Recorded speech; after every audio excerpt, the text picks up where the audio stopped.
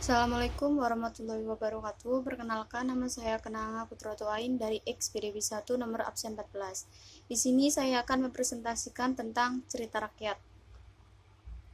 Cerita rakyat merupakan cerita yang berasal dari masyarakat, yang berkembang dalam masyarakat pada masa lampau, yang menjadi ciri khas di setiap bangsa yang mempunyai kultur budaya yang beraneka ragam yang mencakup kekayaan budaya dan sejarah yang dimiliki masing-masing bangsa. Pada umumnya, cerita rakyat ini mengisahkan mengenai suatu kejadian di suatu tempat atau asal-muasal suatu tempat. Tokoh-tokoh yang dimunculkan dalam cerita rakyat umumnya diwujudkan dalam bentuk binatang, manusia, dan dewa. Cerita rakyat adalah cerita yang berkembang di setiap daerah dan menceritakan asal-usul atau legenda yang terjadi di suatu daerah. Cerita yang berasal dari masyarakat dan berkembang dalam masyarakat. Cerita rakyat merupakan bagian dari dongeng. Ciri-ciri cerita rakyat. Cerita rakyat disampaikan secara lisan, disampaikan secara turun-temurun, tidak diketahui siapa pertama kali pembuatnya, kaya nilai-nilai luhur, bersifat tradisional, memiliki banyak versi dan variasi, mempunyai bentuk-bentuk klise dalam susunan atau cara pengungkapannya. Fungsi cerita rakyat. 1. Fungsi sarana hiburan, yaitu dengan mendengarkan cerita rakyat seperti dongeng, mite atau legenda, kita seakan-akan diajak berkelana ke alam lain yang tidak kita jumpai dalam pengalaman hidup sehari-hari. 2. Fungsi sarana, pendidikan, yaitu pada dasarnya cerita rakyat ingin menyampaikan pesan atau amanat yang dapat bermanfaat bagi watak dan kepribadian para pendengarnya. 3. Fungsi sarana penggalang, rasa kesetiakawanan di antara warga masyarakat yang menjadi pemilik cerita rakyat tersebut. Fungsi lain lagi dari cerita rakyat adalah sebagai pengokoh nilai-nilai sosial budaya yang berlaku dalam masyarakat. Dalam cerita rakyat, terkadang ajaran-ajaran etika dan moral bisa dipakai sebagai pedoman bagi masyarakat. Di samping itu, di dalamnya juga terdapat larangan dan pantangan yang perlu dihindari. Cerita rakyat bagi warga masyarakat pendukungnya bisa menjadi tuntunan tingkah laku dalam pergaulan sosial. Jenis-jenis cerita rakyat menurut William R. Bascom atau dalam James Dhananjaya 1991. Cerita rakyat dibagi dalam 3 golongan besar, yaitu mitos adalah cerita prosa rakyat yang dianggap benar-benar terjadi setelah dianggap suci oleh empunya. Mite ditokohkan oleh dewa atau makhluk setengah dewa. Peristiwanya terjadi di dunia lain atau bukan di dunia yang seperti kita kenal sekarang ini dan terjadi di masa lampau. Legenda adalah prosa rakyat mempunyai ciri yang mirip dengan mite, yaitu dianggap benar-benar terjadi tetapi tidak dianggap suci. Berbeda dengan mite, legenda ditokohi oleh manusia walaupun ada kalanya sifat-sifat luar biasa dan seringkali juga dibantu makhluk-makhluk ajaib. Tempat terjadinya di dunia yang kita kenal dan waktu terjadinya belum terlalu lama. Dongeng adalah prosa rakyat yang dianggap benar-benar oleh yang empunya. Cerita dan dongeng tidak terkait waktu maupun tempat. Macam-macam cerita rakyat. A. Legenda. Legenda merupakan cerita rakyat yang mengisahkan riwayat terjadinya suatu tempat atau wilayah. Contoh, cerita Malin Kundang, Tangkuban Perahu, dongeng Banyuwangi, dongeng Gunung Batok, dan lain-lain. B. Sage. Sage merupakan cerita rakyat yang didasarkan peristiwa sejarah bercampur dengan fantasi rakyat. Contoh, Syariah Melayung, Hikayah Hang Tua, dan lain-lain. C. Mite.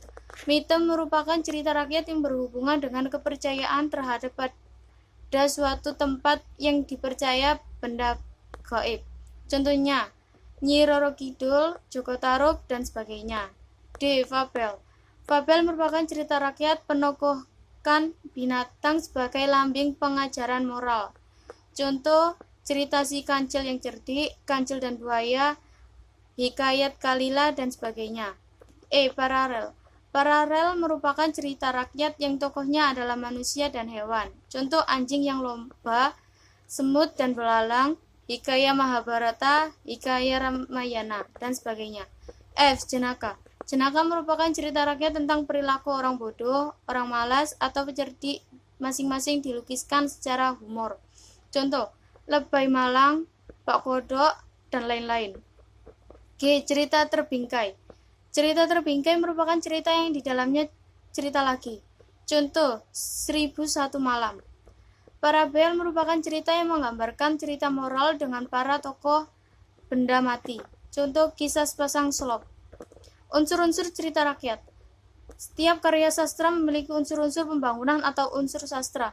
Begitu pula dengan cerita rakyat. Unsur sastra dalam cerita rakyat adalah sebagai berikut. Unsur intrinsik. Unsur intrinsik adalah unsur yang membangun cerita dari dalam. Unsur-unsur intrinsik cerita rakyat yaitu tema. Tema adalah pokok pikiran yang dipakai sebagai dasar pengarang pokok pikiran pengarang. Ide pokok permasalahan. Alur adalah jalannya cerita rangkaian peristiwa yang membentuk cerita dengan dasar hubungan sebab akibat. Pada umumnya alur ada 3 macam, yaitu alur maju, merupakan peristiwa yang disajikan secara berurutan dari peristiwa pertama ke peristiwa selanjutnya. Alur mundur, peristiwa merupakan peristiwa yang diceritakan kembali. Alur gabungan atau zigzag merupakan gabungan dari alur maju dan alur mundur, latar, keterangan, tempat, waktu, dan suasana. Tempat atau waktu terjadinya peristiwa latar ada 3 macam, yaitu latar tempat, lokasi atau bangunan fisik lain yang menjadi tempat terjadinya peristiwa-peristiwa dalam cerita.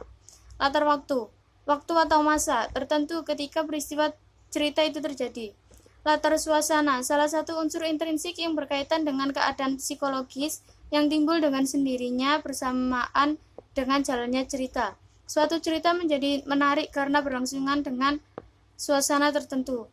Tokoh dan penokohan. Penokohan adalah lukisan watak perilaku, cara pengarang menggambarkan watak tokoh. Istilah tokoh menunjukkan pada orangnya, pelaku cerita, sedangkan penokohan menunjukkan pada sikap kualitas pribadi tokoh. Dilihat dari fungsi penampilan tokoh dalam cerita, tokoh dibedakan atas 2, yaitu protagonis adalah tokoh yang berfungsi memberikan simpati, empati, melibatkan diri secara emosional terhadap tokoh tersebut. Tokoh yang disikapi demikian disebut tokoh protagonis.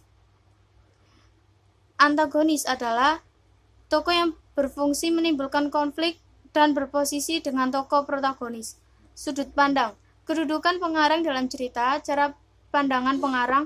Setiap pengarang memiliki sudut pandang penceritaan yang berbeda. Ada yang menggunakan sudut pandang penceritaan orang pertama atau aku atau saya, dan yang menggunakan sudut pandang penceritaan orang kedua atau aku atau kau. Dan ada juga yang menggunakan sudut pandang orang ketiga atau ia, dia, atau nama orang. Amanat adalah amanat yang disampaikan pengarang. Unsur ekstrinsik adalah unsur yang berada di luar karya sastra atau cerita namun turut menentukan bentuk dan isi suatu karya atau cerita. Unsur-unsur ekstrinsik cerita rakyat yaitu agama, politik, moral, aliran pengarang, psikologi, sejarah, sosial budaya, dan lain-lain. Terima kasih. Wassalamualaikum warahmatullahi wabarakatuh.